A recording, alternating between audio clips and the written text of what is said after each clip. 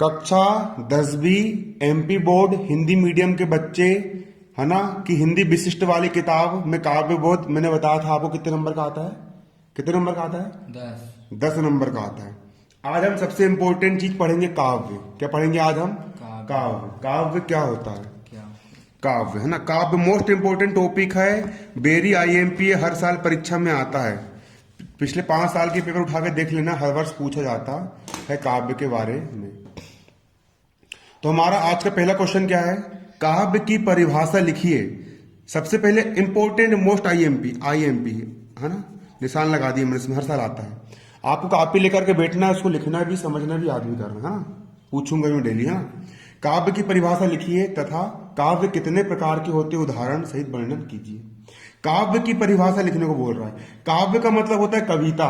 काव्य का मतलब क्या होता है? कविता, है ना, स्कूल वाली कविता नहीं, कविता जो पढ़ते कि नहीं, कविता वो वाली कविता। कविता क्या होती है? मछली जल की रानी है, जीवन उसका पानी है, ये भी क्या हो गया तुम्हारा? काव्य हो गया। काव्य का मतलब क्या? कविता। काव्य का मतलब क्या? कविता। तो कविता की परिभाषा लिखो, काव्य की परिभाषा लिखो। और काव्य कितने प्रकार के होते हैं?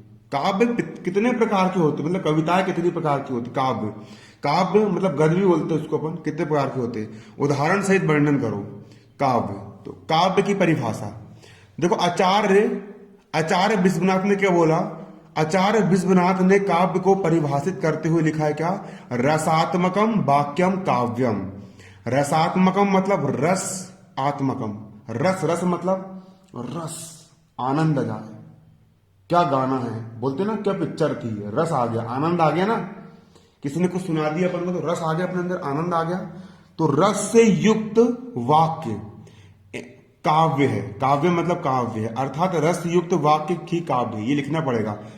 अर्थात रसात्मकम वाक्यम काव्यम, अर्थात रस युक्त वाक्य ही क्या है? काव्य है। ऐसा वाक्य जिसको जिसको पढ़ने के बाद तुमको आनंद आ जाए, तुमको रस आ जाए, उसको अपन क्या बोलेंगे? काव्य बोलेंगे।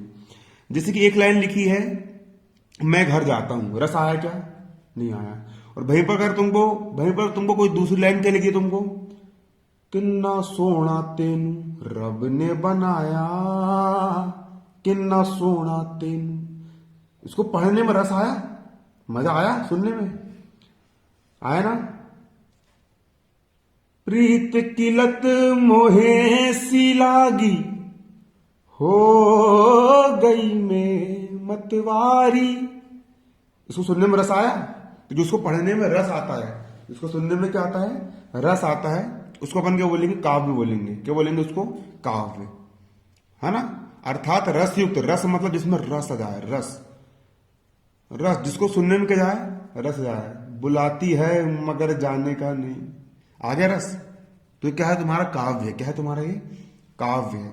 रस युक्त वाक्य ही क्या होता है? काव्य होता है। क्लियर। अब पंडित राज जगन्नाथ ने क्या बोला? पंडित राज जगन्नाथ के अनुसार, पंडित राज जगन्नाथ ने बोला, रमणीयार्थ, रमणीयार्थ प्रतिपादकः शब्दः काव्यम। रमणीयार्थः प्रतिपादकः शब्दः काव्यम। रमणीय अर्थ शब्द काव्यम मतलब कि ऐसा शब्द जिसका अर्थ रमणीय हो। कैसा हो? रमणीय हो, तुम्हारे दिल में मजा आए, गदगद कर दे बिल्कुल, है ना। इस प्रकार काव्य में रमणीयता और सरसता का होना नितांत आवश्यक है। रमणीयता मतलब रमणीय, मजा आना चाहिए। सरसता मतलब सरस लगना चाहिए का होना क्या होता है? नितांत आवश्यक होता है। किसमें? काव्य में। रमणीयार्थ प्रतिपादका शब्द काव्यम। बोल बोल बिंदे के बोल। रमणीयार्थ प्रतिपादक शब्द काव्यम। बोल बोल बोल बोल। रमणीयार्थ प्रतिपादक शब्द काव्यम क्या होता है? रमणीयार्थ प्रतिपादक शब्द काव्यम। मैं बोलूं?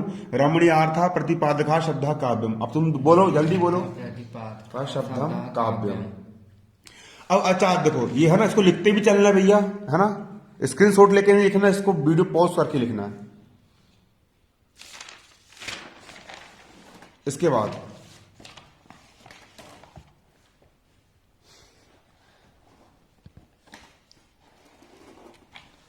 देखो, ये है ना, आचार्य रामचंद्र शुक्ल ने क्या परिभाषा दी है? देखो, आचार्य रामचंद्र शुक्ल के अनुसार, आचार्य रामचंद्र शुक्ल ने क्या बोले? आचार्य रामचंद्र शुक्ल ने बोले, जिस प्रकार आत्मा की मुक्तावस्था ज्ञान दशा कहलाती है। अगर आपकी आत्मा मुक्त हो जाए, आप जितने भी मोह हो गए, लालच हो गए, पैसा धन मोह माया सबसे अगर मुक्त हो गए आप, है ना, आपकी आत्मा क्या हो गई, मुक्त हो गई, मतलब कि आपने ज्ञान की प्राप्ति कर ली। किसकी प्राप्ति कर ली है, ज्ञान की। इंसान की जो बॉडी होती है उसमें दो चीज होता है, पहला होता है मन हृदय और दूसरा होता है आत्मा। क्या तो मन की सुनो या फिर किसकी सुनो, आत्मा की सुनो, है ना, या किसकी सुनो, मन की या फिर आत्मा की सुनो। क्लियर। तो आत्मा की मुक्तावस्था क्या कहलाती है, ज्ञान दशा कहलाती है। आत्मा मुक्त हो गई मतलब क्या कहलाती है, ज्ञान दशा कहलाती है। उसी प्रकार हृदय की मुक्तावस्था, किसकी मुक्तावस्था, रस दशा कहलाती है।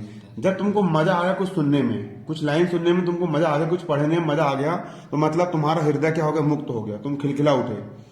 जैसे ज्ञान प्राप्त करने से आत्मा मुक्त हो जाती है, उसी प्रकार रस प्राप्त करने से तुम्हारे कानों में रस चला गया।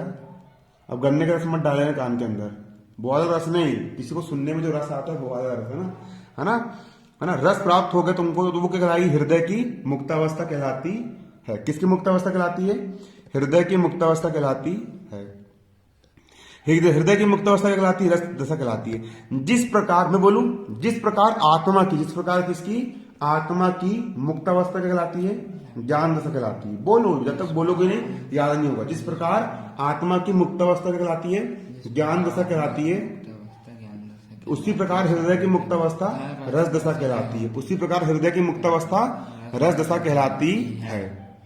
और अब हृदय मुक्त हो जाए मतलब कि रस मिल जाए, है ना, हृदय की इसी मुक्ति साधना के लिए, किसके लिए, हृदय की इसी मुक्ति साधना के लिए मनुष्य की वाणी जो शब्द विधान करती आई है, मनुष्य की वाणी जो शब्द विधान करती आई है, मनुष्य की वाणी जो प्यारे प्यारे शब्द बोलती है, सिंहासन हिल उठे राजबंशों ने भ्रकुटी तानी थी। रस आया सुनने में, आया मजा, आया ना, है ना कि नहीं। तो इसी मुक्ति साधना के लिए मनुष्य की वाणी जो शब्द विधान करती आई है, उससे क्या कहते, कविता कहते हैं। क्या कहते हैं उसको अपन, कविता कहते, कविता या काव्य कहते हैं। क्लियर, है ना। अब काव्य कितने प्रकार के होते हैं, देखो कविता या काव्य कितने प्रकार के होते हैं। अब वो देखो यहाँ पे कविता या काव्य कितने प्रकार की होती है। तो काव्य के प्रकार, काव्य के मुख्य रूप से दो प्रकार होते हैं। कितने प्रकार होते हैं, दो प्रकार। पहला होता है श्रव्य काव्य और दूसरा क्या होता है तुम्हारा, दृश्य काव्य। काव्य के मुख्य कितने प्रकार होते हैं, यहां देखो, यहाँ ये काव्य के कितने प्रकार होते हैं, दो। पहला हो गया तुम्हारा श्रव्य काव्य, दिख रहा है, दूसरा होगा तुम्हारा क्या, दृश्य काव्य। पहला क्या हो गया श्रव्य काव्य, दूसरा क्या हो गया दृश्य काव्य। श्रव्य काव्य मतलब जिस काव्य को, श्रव्य मतलब सुनना, श्रव्य मतलब सुनना, जिस काव्य का आनंद सुन करके लिया जाता है या पढ़ करके लिया जाता है, उसको अपन क्या बोलेंगे, क्या बोलेंगे, श्रव्य। पूरा फोकस से समझो, फोकस होना यहाँ पर, उधर मत देख, यहाँ देख। जिस काव्य का आनंद पढ़कर लिया जाता है, सुनकर लिया जाता है, उसको अपन क्या बोलते हैं, श्रव्य काव्य कहते हैं। क्या बोलते हैं उसको अपन, श्रव्य काव्य कहते हैं। और जिस काव्य का आनंद देख कर लिया जाता है उसको अपन क्या बोलेंगे, तू नाटक का आनंद ले रहा है तो वो कौन सा काव्य है, क्योंकि देख रहा है तो उसको, और तू मोबाइल में गाना सुन रहा है वो कौन सा काव्य है, श्रव्य, सुन रहे उसको अपन, है ना, जो श्रव्य काव्य है ना। अब इनके अनेक प्रकार होते हैं। श्रव्य काव्य दो प्रकार के होते हैं, पहला होता है प्रबंध काव्य, दूसरा होता है मुक्तक काव्य। पहला क्या होता है, प्रबंध। प्रबंध काव्य मतलब जो बंधा हुआ होता है, जैसे सीरियल चलते हैं, तुमने आज का एपिसोड नहीं देखे तो कल का समझ में आएगा क्या, नहीं आएगा, है ना। तो ये प्रबंध काव्य मतलब जो बंधा हुआ होता है, और मुक्तक काव्य मतलब जो बंधा हुआ नहीं होता है। चार लाइन का समझ लो, है ना। जैसे कि भैया छोटे छोटे वीडियो, कॉमेडी वीडियो मुक्तक काव्य होते हैं। जो पिक्चर रहती है 3 घंटे की, मुक्तक रहती है, 3 घंटे में पिक्चर देख ली समझ में आ गई, मुक्त रहती है। और जो सीरियल रहते हैं, सीरियल जो टीवी सीरियल आते हैं वो कैसे होते हैं, बंधे हुए होते हैं, है ना, शुरू देखना पड़ता है बिल्कुल एक तरफ से, तो वो प्रबंध काव्य होते हैं। अभी तुमको देहाती भाषा में समझा रहा हूँ, फिर समझाऊंगा अच्छे से। प्रबंध काव्य भी दो प्रकार के होते हैं। पहला होता है महाकाव्य। महाकाव्य मतलब जो काव्य बहुत बड़े होते हैं, रामचरितमानस, मंगल भवन अमंगल हारी द्रवहु दस, महाकाव्य प्रबंध काव्य है। क्योंकि भैया महाकाव्य को प्रबंध काव्य है, महाकाव्य प्रबंध काव्य इसलिए क्योंकि महाकाव्य बंधा हुआ होता है। जैसे कि रामचरितमानस महाकाव्य का उदाहरण है, इसकी रचिता कौन है, तुलसीदास जी है। तो रामायण में सबसे पहले राम भगवान जिन्हें जन्म लिए, फिर गुरुकुल गए, फिर वहां पर क्या गए, वहां पर फिर वो कहाँ गए, वनवास गए, है ना कि नहीं। अपने छोटे भाई के प्रेम में उन्होंने क्या करे, पूरा राजपाट का त्याग कर दिए, है ना, जंगल में गए, जंगल में जाकर राक्षसों को मारे, पृथ्वी का भार कम करे, जितने भी राक्षस लोग थे उन सबको क्या करे उन्होंने, है ना, उन सबको ना मारे, रावण को मारे उन्होंने। तो एक तरह से बंधा हुआ है ना, शुरू देखना पड़ेगा तभी रामायण समझ में आएगी तुमको। तो प्रबंध मतलब बंधा हुआ है, और ये बड़े बड़े काव्य होते हैं। और दूसरा क्या होता है, खंड काव्य होता है। ये मोस्ट इंपोर्टेंट क्वेश्चन आता है, महाकाव्य और खंड काव्य में अंतर लिखिए, वो आगे मैं तुमको करवाऊंगा, है ना कि नहीं? क्लियर आ रहा समझ में, है ना? तो श्रव्य काव्य कितने प्रकार के होते हैं? पहले काव्य कितने प्रकार का होता है? 2। कौन कौन सा? बिंदु के बोल। और दृश्य काव्य। और श्रव्य काव्य कितने प्रकार का होता है? 2। प्रबंध काव्य और मुक्ता काव्य। और प्रबंध काव्य कितने प्रकार का होता है? 2। महाकाव्य और खंड काव्य। अब जो मुक्तक काव्य होता है वो भी 2 प्रकार का होता है। एक होता है पाठ्य मुक्तक और दूसरा होता है गेय मुक्तक। गेय मुक्तक मतलब जिसको गा सकते हैं। गेय मुक्तक का मतलब क्या होता है? जिसको गाया जा सकता है। देखो मुक्तक काव्य 2 प्रकार के होंगे, पहला होगा पाठ्य मुक्तक, दूसरा गेय मुक्तक। पाठ्य मुक्तक मतलब जिसको पढ़ा जाता है, और गेय मुक्तक मतलब जिसको गाया जाता है। जैसे मीरा के पद, हेरी में तो प्रेम दीवानी मेरो दरस न मेरो दर्द न जाने कोई। मीरा भाई प्रेम की दीवानी हो गई है, उनका कोई दर्द नहीं जान पा रहा है।